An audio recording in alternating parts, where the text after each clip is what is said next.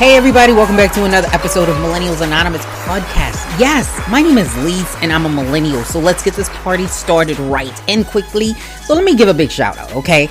We had brunched. I told you that I'd be getting lazy and I'd be recording it on the same day now. So I record brunching and Millennialz on the exact same day, and I want to give a big shout out to everybody over there. Of course, E Digger, the Guru, Ashley, for being amazing host, and we always have a good time, so I want to give a big shout out to them. But we had a guest today and I was so excited. I'm so excited to have a guest on today, which was Head Crack from Dish Nation and from The Morning Hustle. He is just like, when I tell you, when I reached out to him, like I thought he was just like a nice, genuine, nice person. But you know, sometimes, especially when you get in, I'm not in the industry, I'm on the outside, but people sometimes are not all they seem. You know what I mean? Like sometimes people are not the same, and he is just the same. He's just a genuinely very nice human being, and it is so refreshing to see. And I think that's what it was. I think because Ashley kept saying like your energy, your vibe, like he is very hype, but I think it's just his vibe. Like he's just this nice, genuine guy, and I think you're less problematic, and you can keep that vibe when you're just authentically you.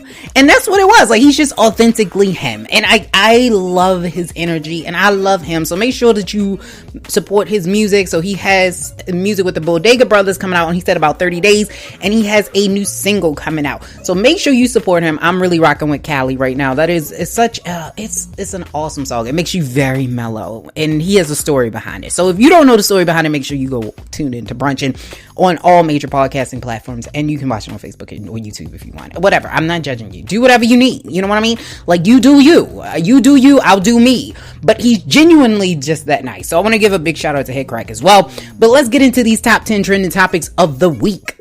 Alright, so here we go. Top 10 trending topics of the week.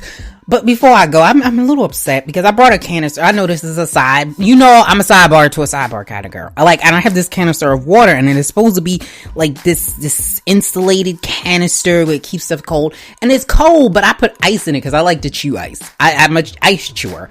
But I like my ice soft, so I like it to sit for a minute. And all my freaking ice is melted. And I'm I got it from Walmart, but I expected more from you, Walmart. I know I only paid $5 for it, but I expected more from you. I'm just saying.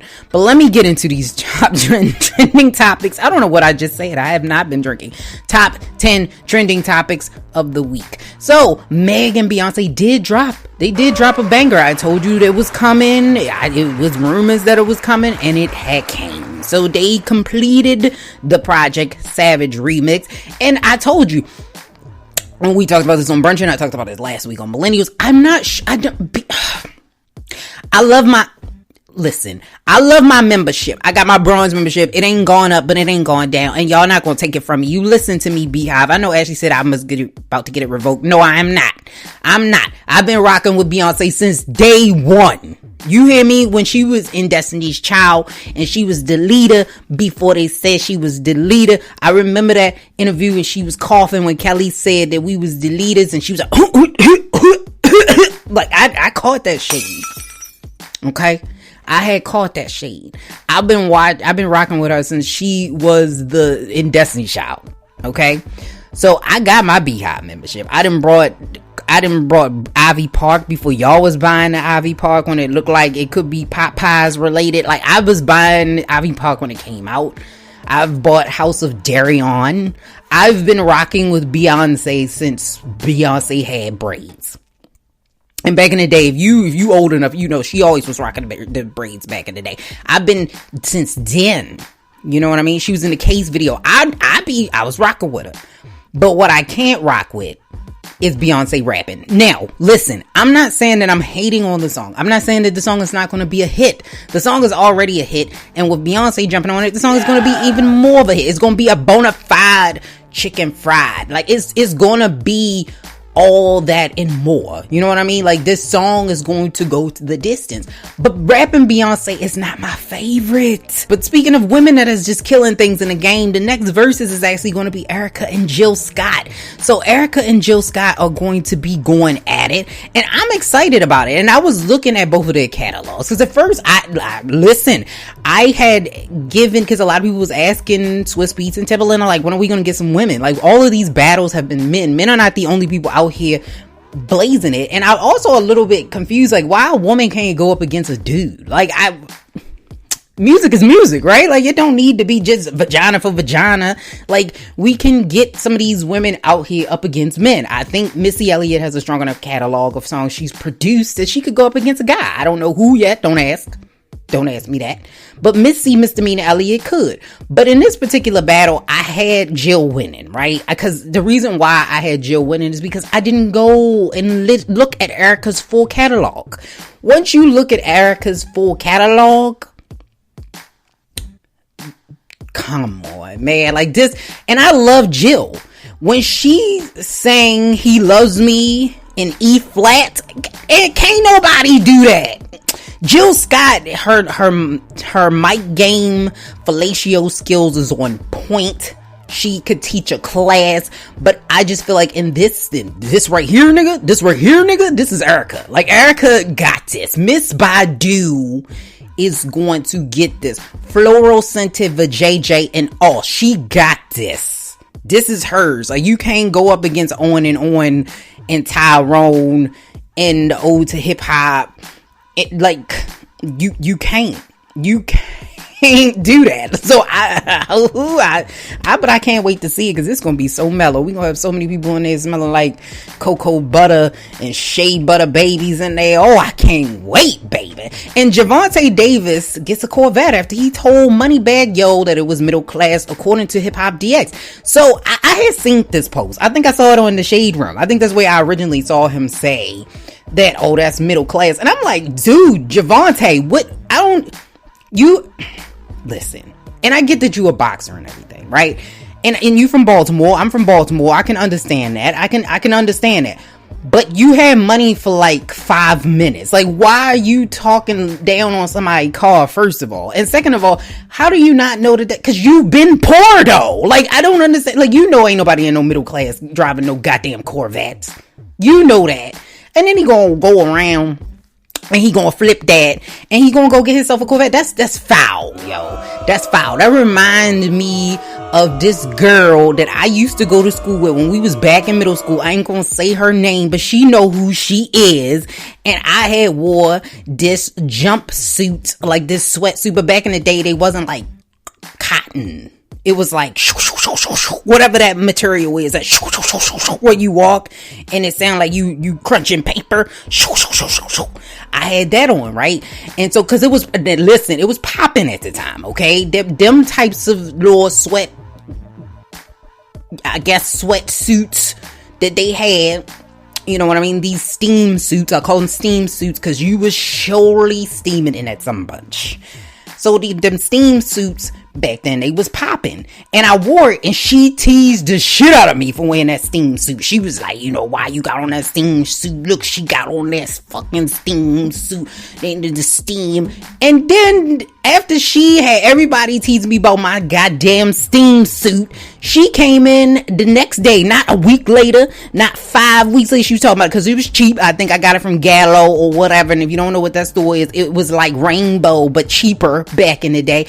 And I had came in, and she came in there not a week later, not a month later, the next day with that same steam suit, same color and everything. And just she wore it like she was just the shit. And I'm like, I don't like motherfuckers like that.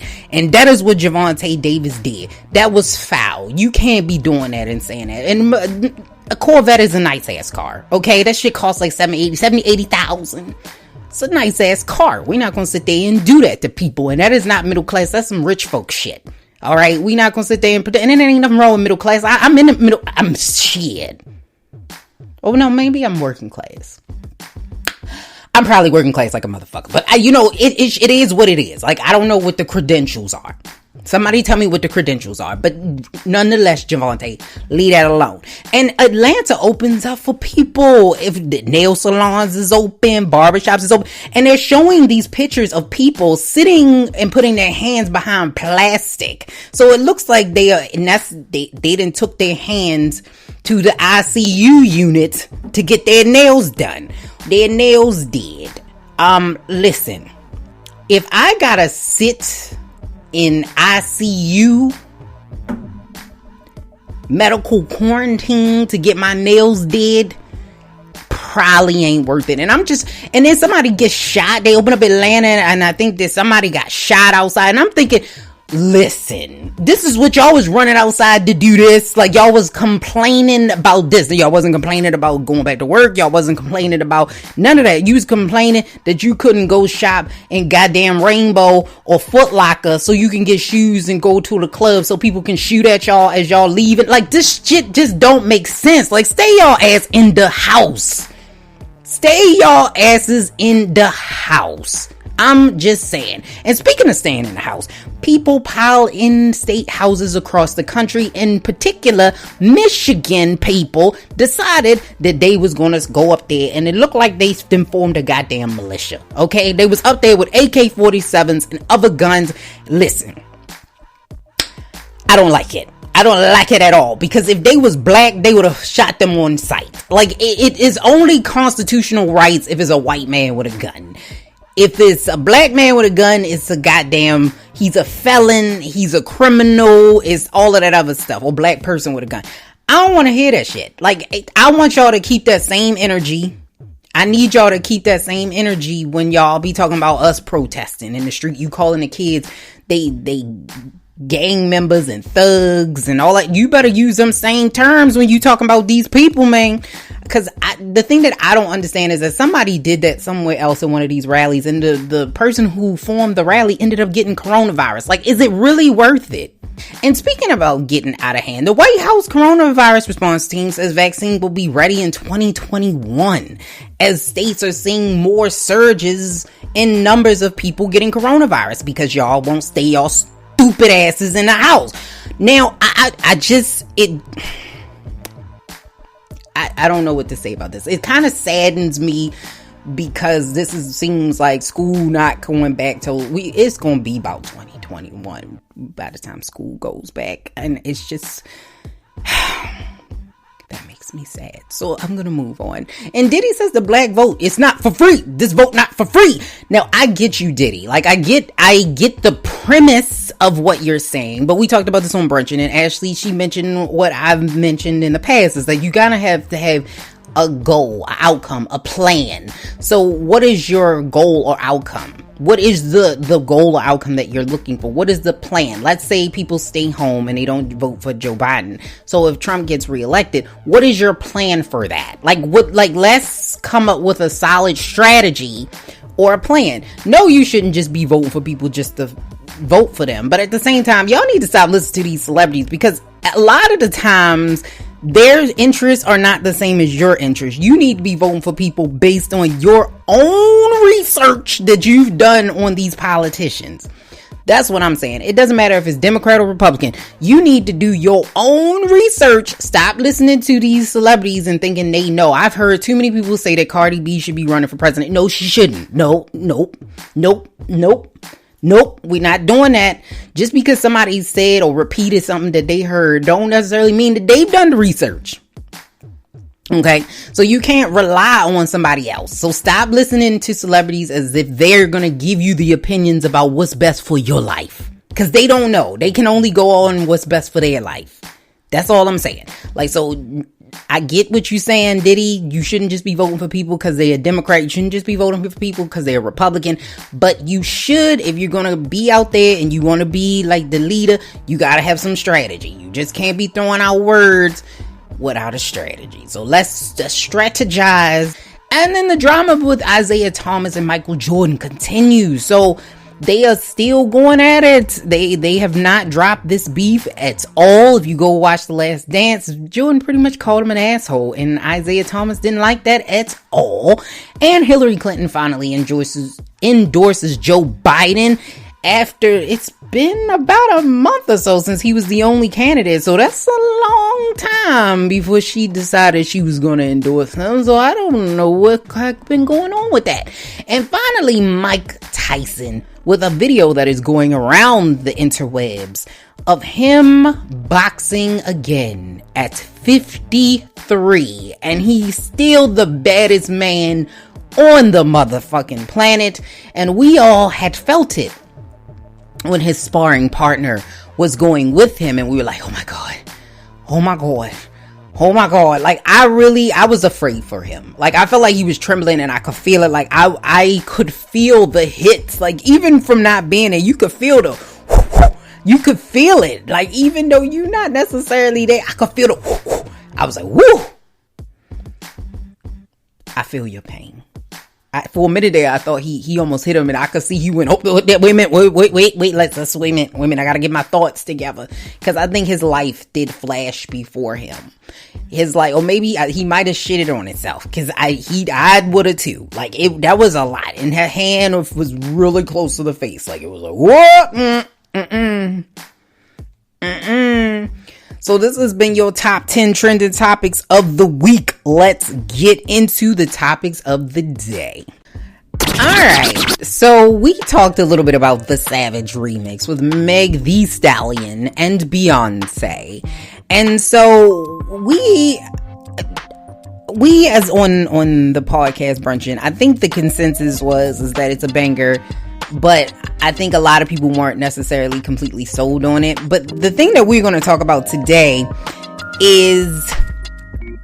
was Nicki Minaj taking a shot at Beyonce? So I was listening to the blogs, and on the blogs they said that at the end, so Nicki Minaj did a remix of Say So with Doja Cat.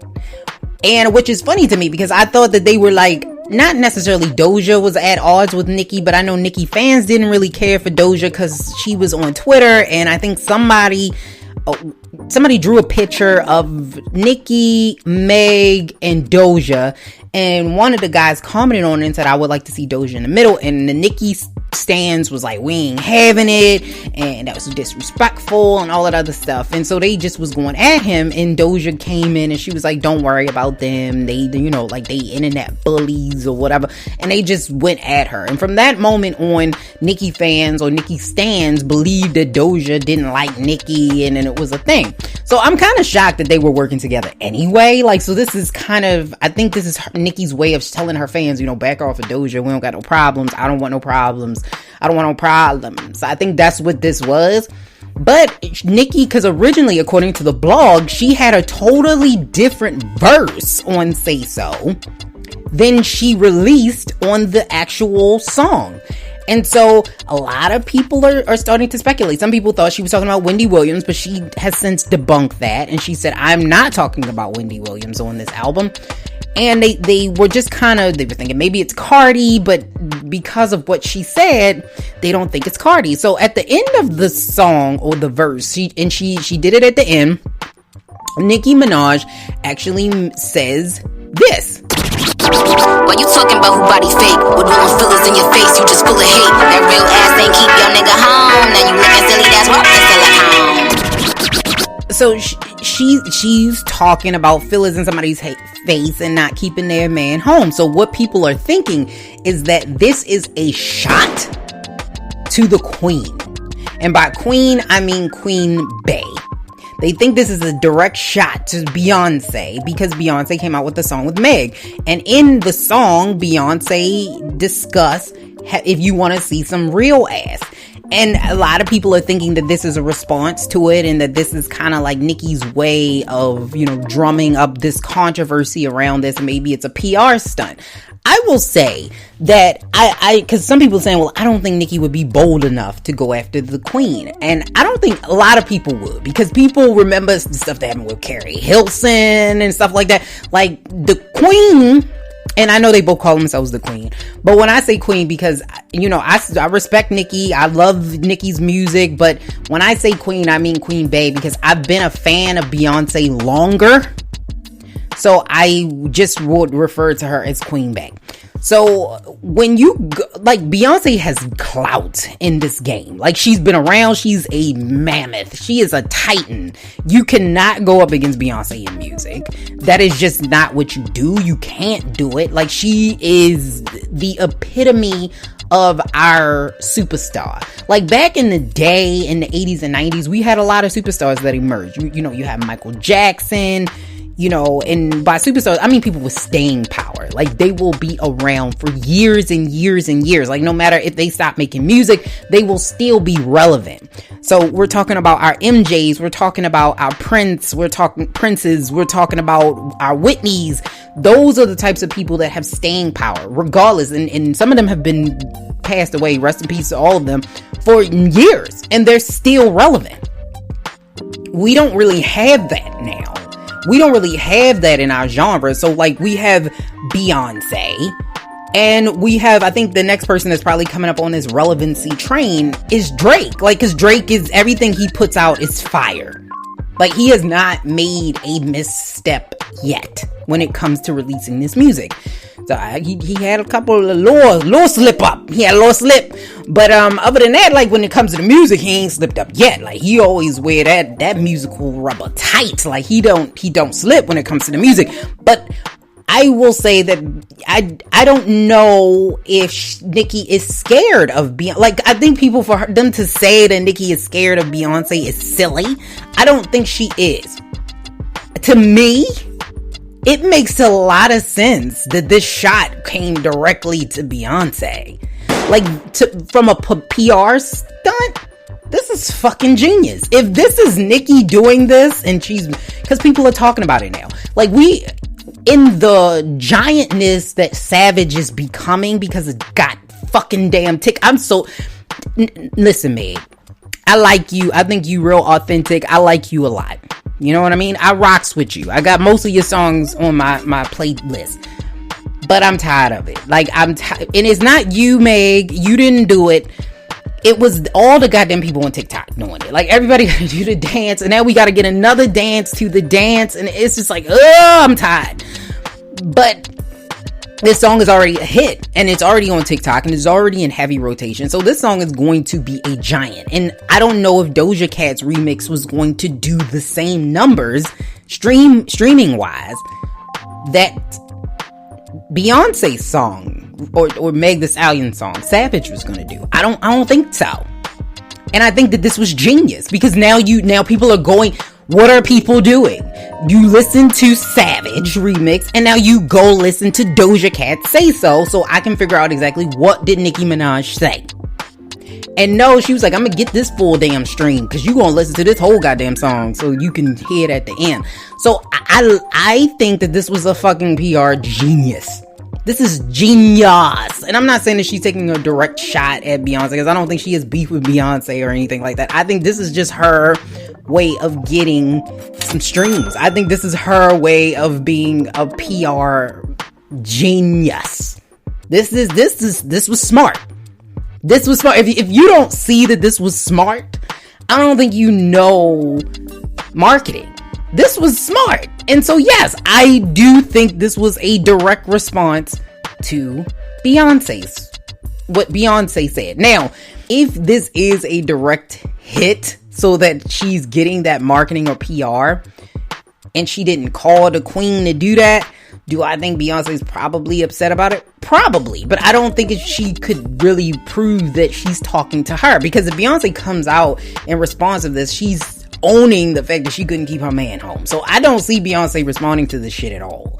Like, there's not gonna be there's not gonna be a battle, a chain of songs that come out. First of all, like I said, this is why I don't like rapping Beyonce, because now Beyonce she's in a rap battle with a rapper, and Nicki is a rapper.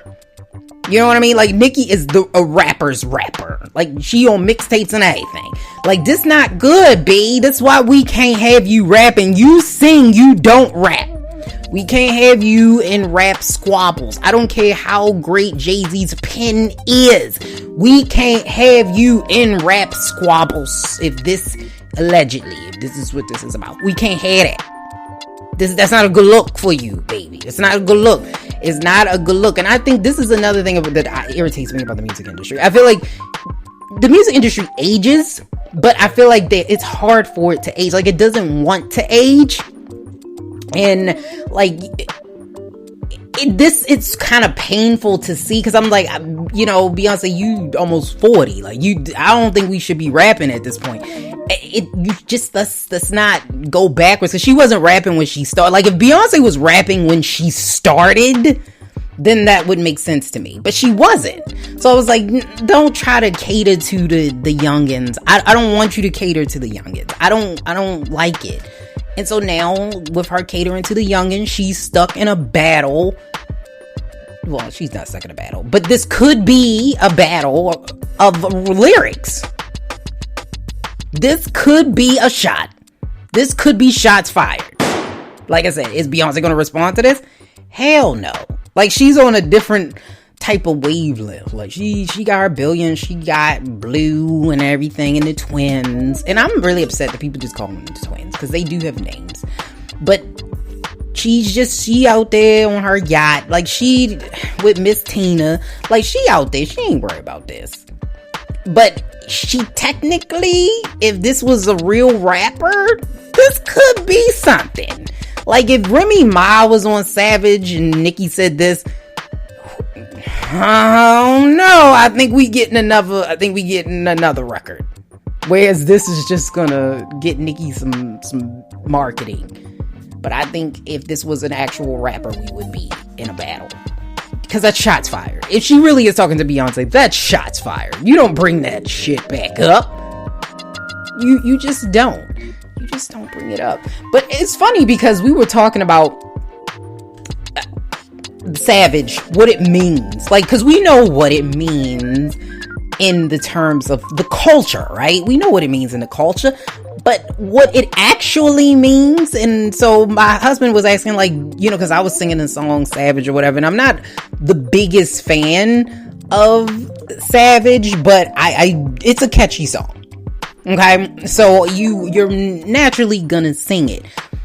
But when he was like, do you really want to be called a savage? And I was like, you know what?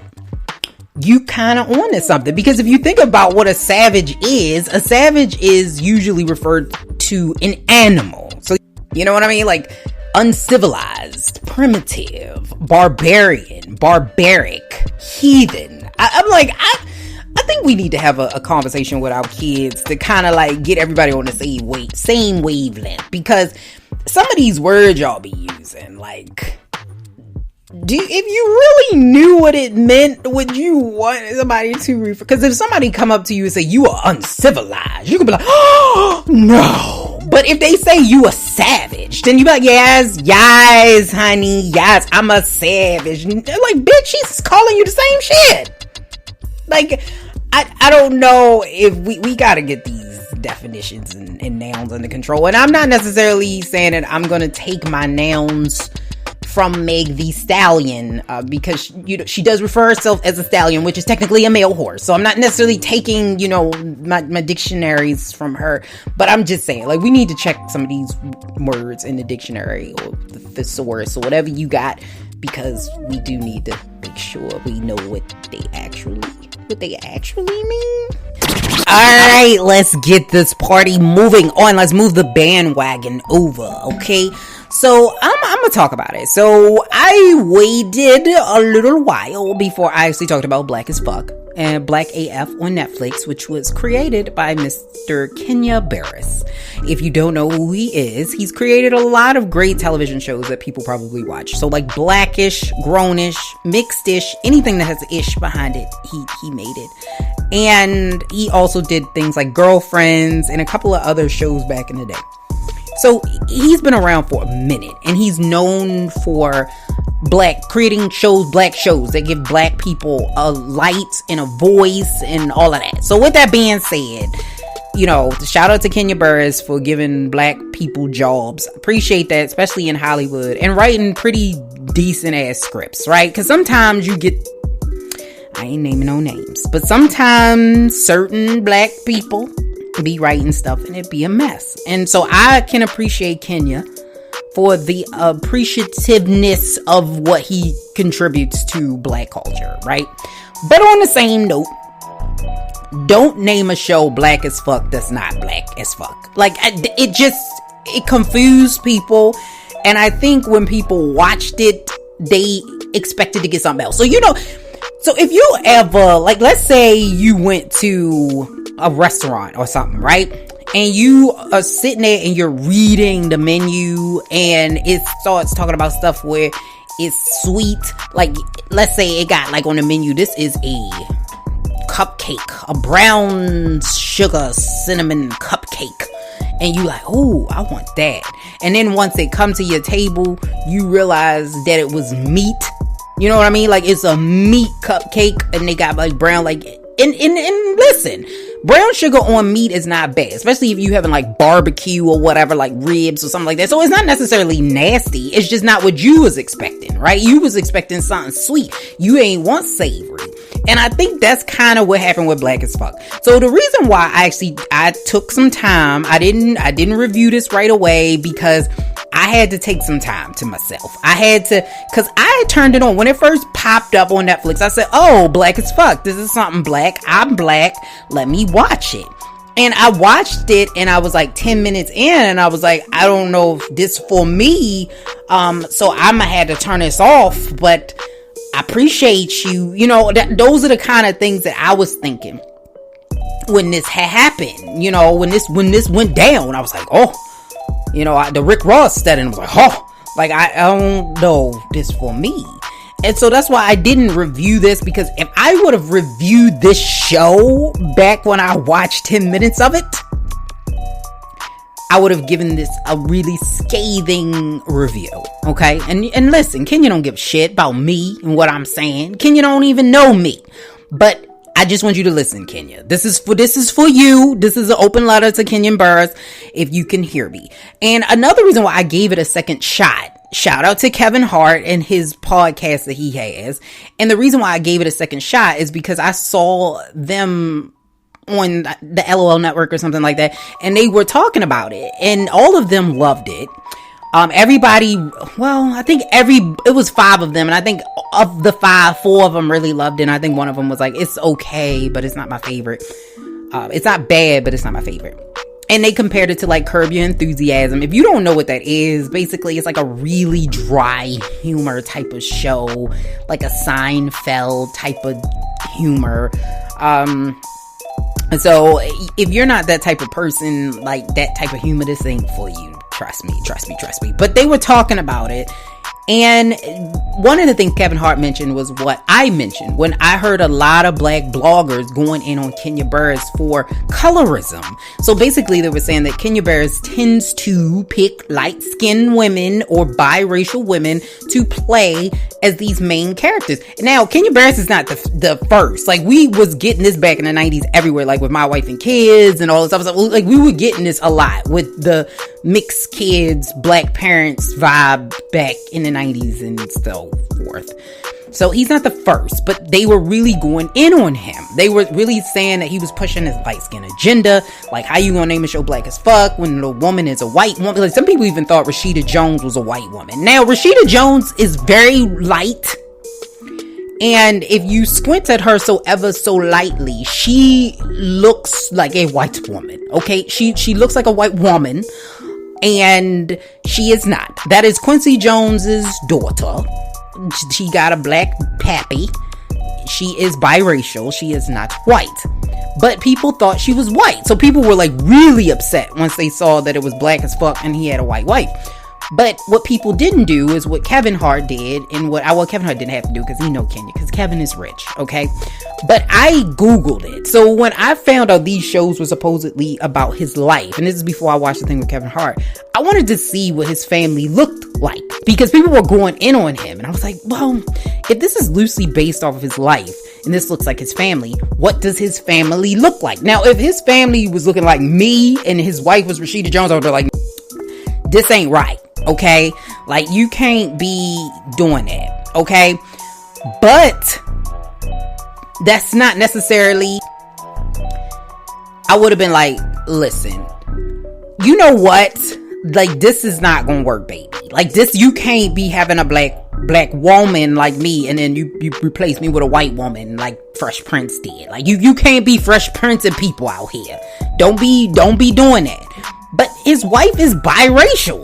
That is what she looks like. Like, I mean, Rashida Jones don't look like his wife at all, but you get what I'm saying. Like, she's a biracial woman, and she looks biracial. Like, it's not like she kind of looks biracial, or she sort of looks biracial. She is biracial, and she looks every bit of it, right?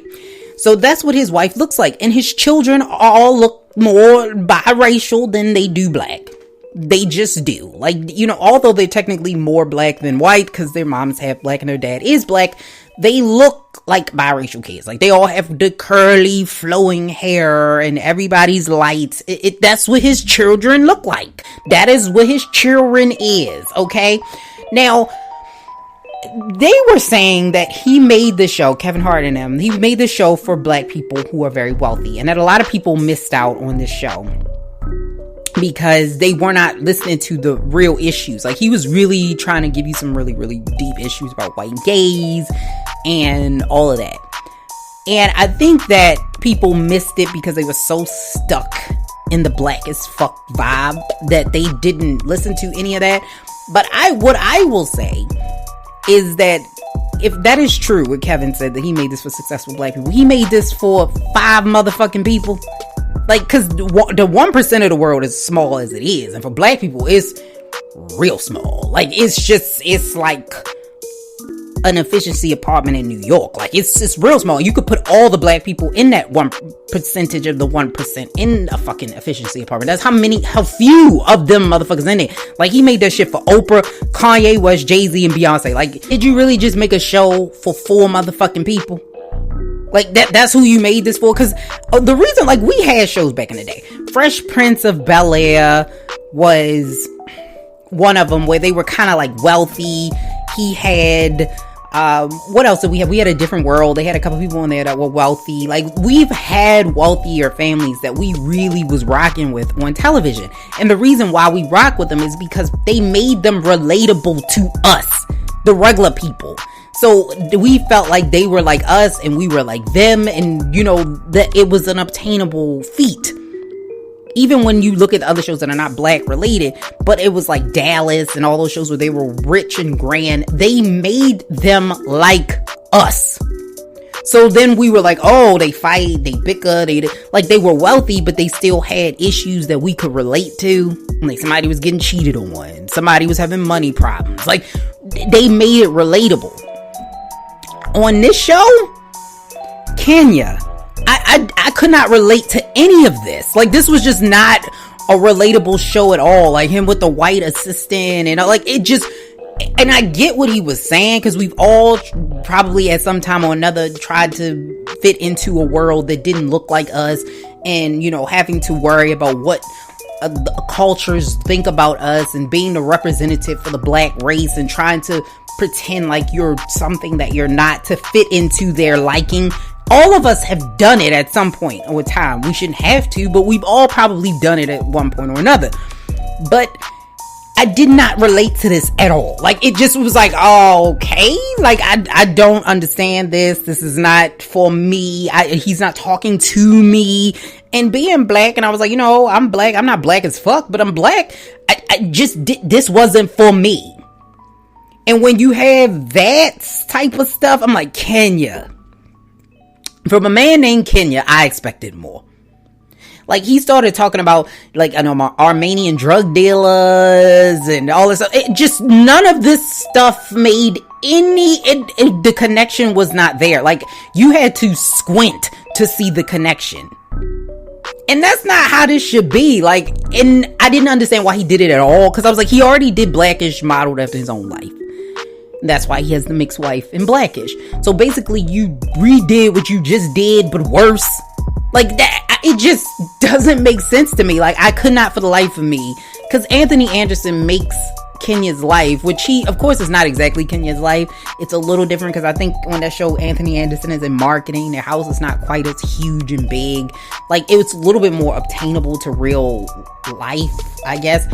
But he was funnier. So although he was supposed to be very wealthy or have money in Blackish, he was obtainable. Like, Anthony Anderson is funny. So then it was like, oh, this is funny. This is really, really funny. Like, I get it. And then I think that the way they did the issues in Blackish, because they had such a limited time slot with the commercials and stuff, they got to the point. Like, they drug out white gays for 3 fucking episodes. I was like, baby, listen.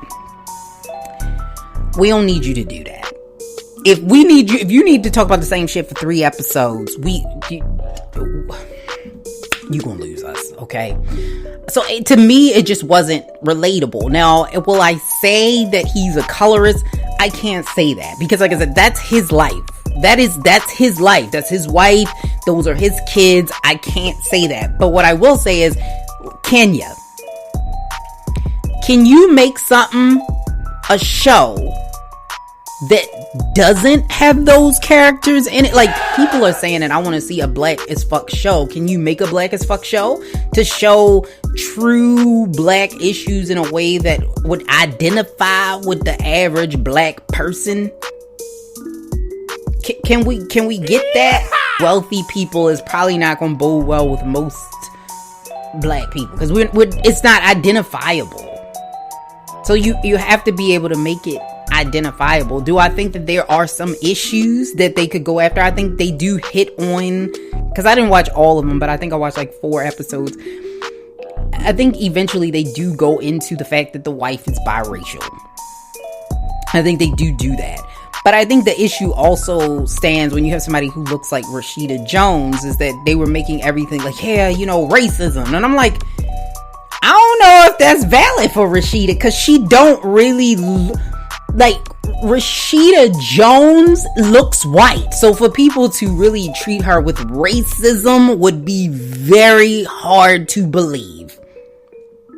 And I think that's another reason why people was like, I don't know, there's a disconnect somewhere. Like, I get that they do tackle the fact that she's biracial and she's white passing in the show, which I didn't get to the episode yet, but I heard somebody say that they do talk about it. But I don't think they must not have talked about it in a way that made sense. And because she is biracial and white passing, I think that they probably should have put that in the first couple episodes, because, like, a lot of people, you're going to lose a lot of people in the first episode. So I was like, you might as well put it in the first or second episode, so that at least you could have explained, okay, we got you. I know that we saying black as fuck, but it's really beige as fuck. Like, we know, this is why we making this distinction early. And that's all I probably would have did.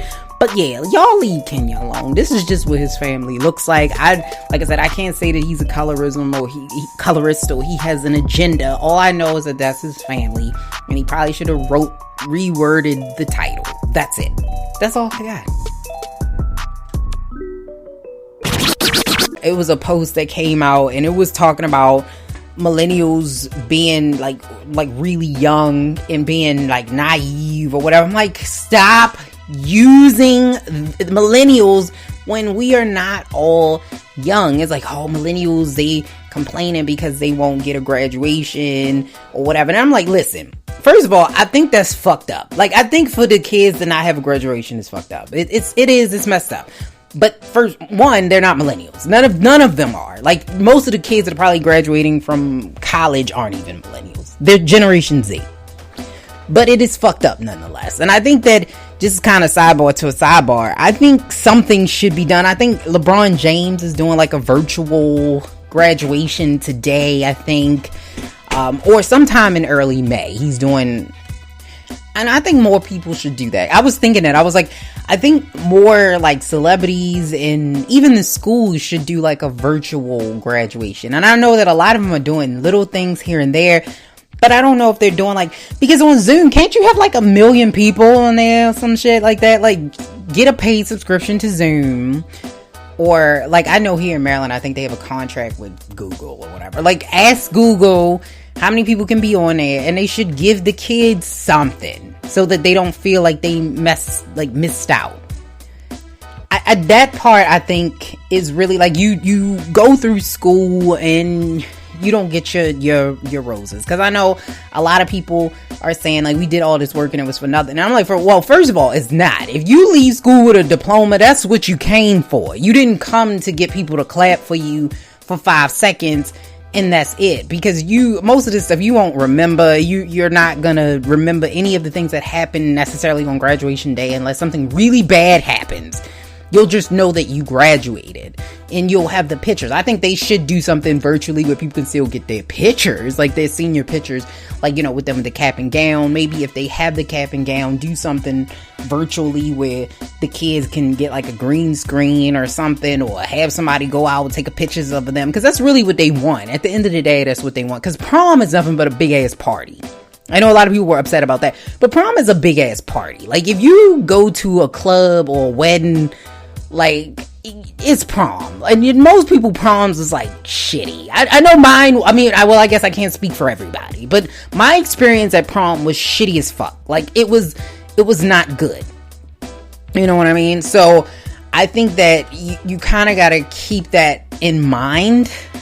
That prom, it's the experience. Like I get it. I can't say to tell somebody that you can't be mad about not getting prom because I got to go to mine. But I will say that it's just an experience, and you will have that experience. Trust me, you will have that experience where you can wear the dress that you ain't never gonna wear no more, that your mother done paid way too much money for. You will get your chance to wear that shiny ass dress and that big tacky ass tuxedo that when you look back at this was like, what the fuck was I wearing? So if you want that what the fuck was I wearing picture to have on your wall, it's coming. Trust me, it is. Trust it is. Alright, so I'm gonna talk a little bit about this and then I'm gonna go. Okay, I'm not gonna stay on here too long. I'm just gonna talk a little bit about it and then I'm gonna go. So, should we open or shouldn't we open the country back up? And at this point in because you know me, I'm the type of person that say, well, in the beginning, I was like, let's do what we need to do so this virus will go away. So if they say stay the hell home to protect other people, I'm staying the hell home so that you protect other people. Like, I'm not going to go out and try to be around a bunch of people in order to get me sick or my family member sick or somebody else sick, because I don't know if I'm asymptomatic and I don't want to be the person that is responsible. But at the same time, you see like the lady in California who opened up the restaurant against the state orders. You have people opening up strip clubs. I saw that against the state order, and the damn drive-through strip club. Like, why?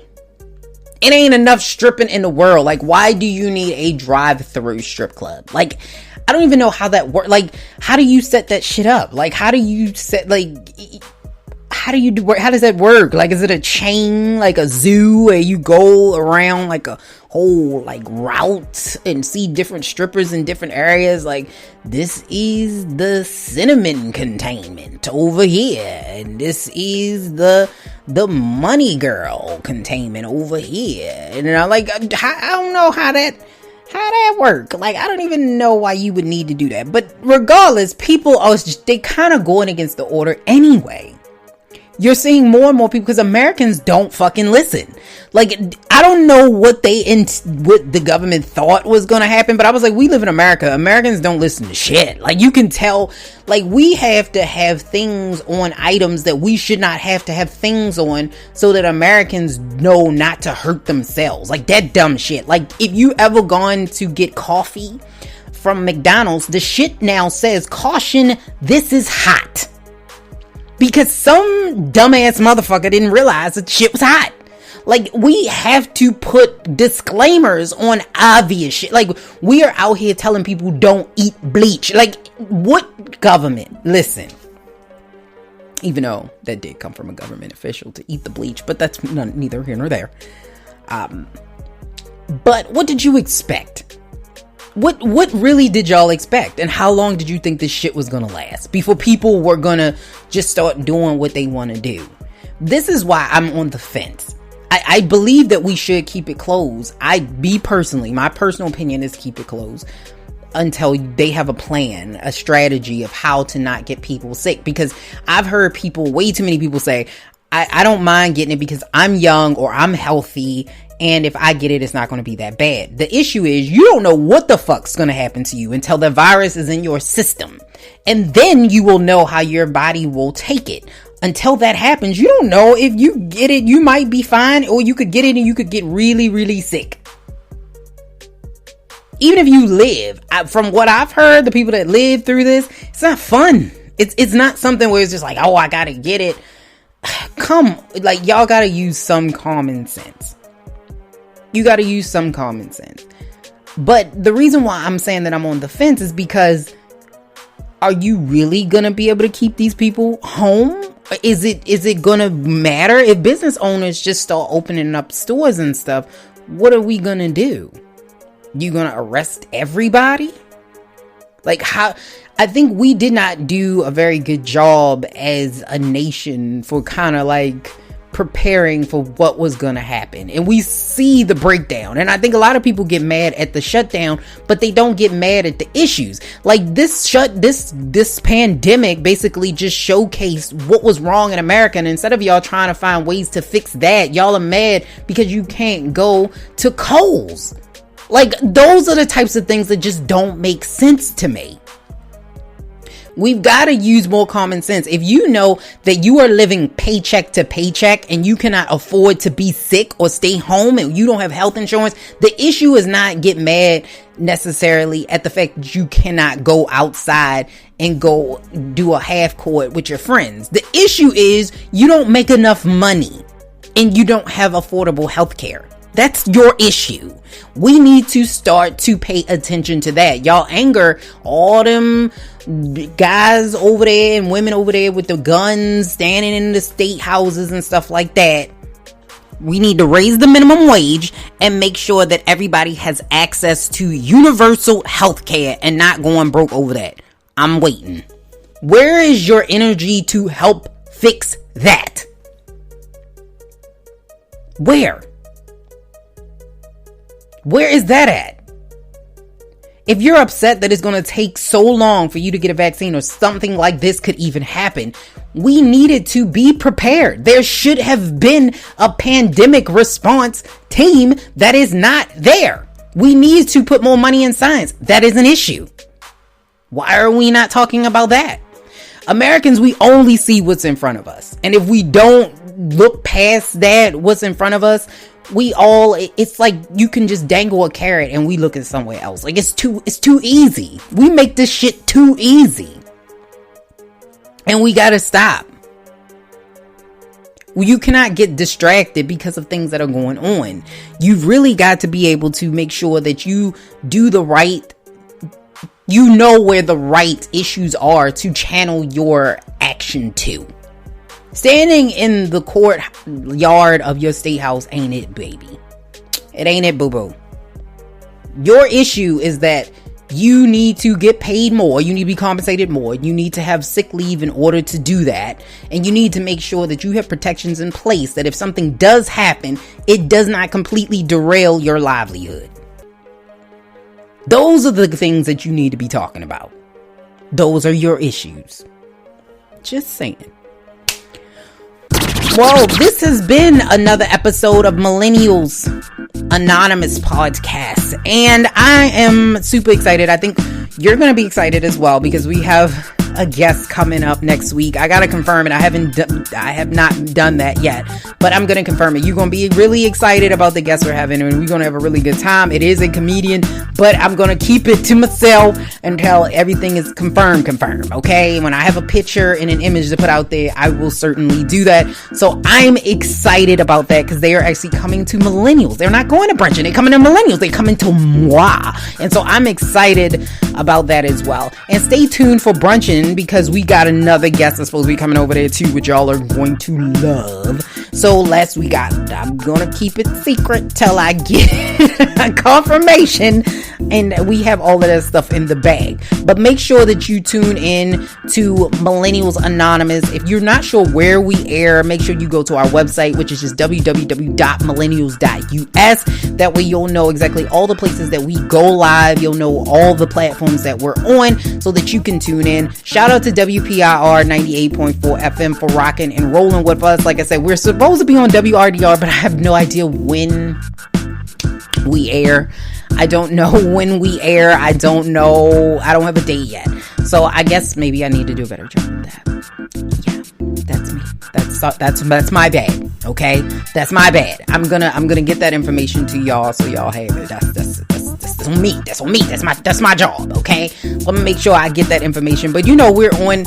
Until then, you can still listen to us on iHeartRadio. You can listen to us on radio.com. You can listen to us on iTunes, Google, Spotify, Anchor, all of that. So whatever you prefer, you can do that. But we got a lot of bangers coming up, a lot of great interviews coming up. And if there's something that you think that we should be talking about, and I say this every couple weeks, that we're not, I need for you to let us know. So if you're like, okay, you be talking about millennials issues, but you missing this, reach out. So if you can go to the website, you can just fill out the form at the bottom and it will come straight to me. Well, it won't come straight to me, but you get my point. There's an intersection, but you got you. But it'll come to me. And I can also give you my email, but most of y'all, you're not going to write it down because people mispronounce my name all day long. I've been called Lisa's. I've been called Lessis. I've been called Leasty. I've been called all kind of stuff. So I know even if I give it to you, you're probably going to spell it wrong. You know what I mean? So just go to the website. The best way for you to reach me is to go to www.millennialz.us. Again, stay tuned for all the things that we have coming up here on Millennialz and Brunchin', and we're going to have a giveaway. So we're supposed to have a question of the day, so you need to follow us on Facebook and on Instagram so that you can know what the question of the day is, so that you can win a free shirt from Millennialz Anonymous or from Brunchin' Podcast, either one, or a Miss Cannabis Nurse Solutions. Ashley will be donating a shirt as well for Brunchin's for this question of the day. So if you want to win a shirt or some prizes, please make sure that you tune in to Brunchin', and then you also like and subscribe to us on all major podcasting platforms so that you can see what's going on at Facebook, Instagram, and YouTube.